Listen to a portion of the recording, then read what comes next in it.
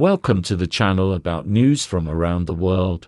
While you subscribe and like it, we're going to start. Moscow is not alone in experiencing declining revenues from its main export destination supplying oil to foreign customers.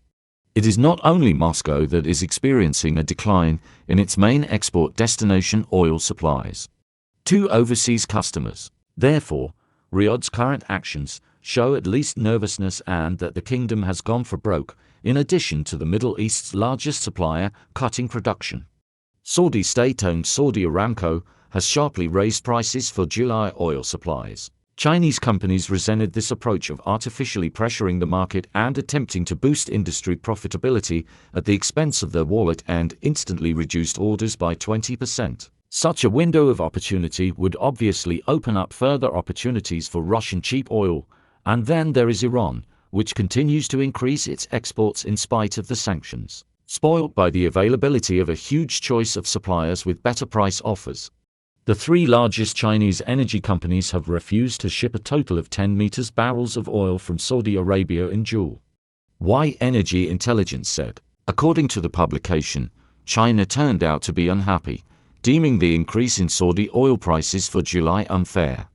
The volumes rejected represent just under 20% of the average monthly Saudi oil supply to China for this year. For the time being, this is a warning shot. The percentage of refusals will only increase and Russia's share will rise. However, the discontent of the Chinese side is well founded. The fact is that Saudi Aramco has published prices for July shipments. They have been increased for all regions of the world except the US, an attempt to placate a traditional ally.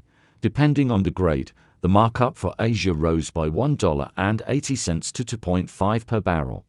This came as a surprise to the market, since the growth was forecast at $1.50. Even Platts experts were wrong on that forecast.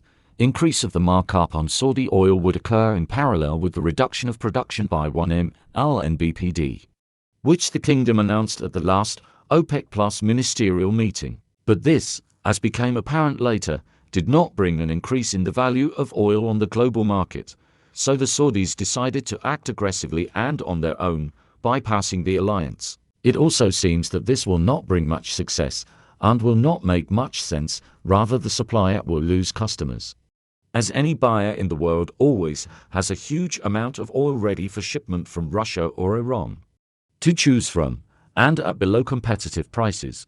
Thank you for watching. If you're interested, subscribe and leave a comment.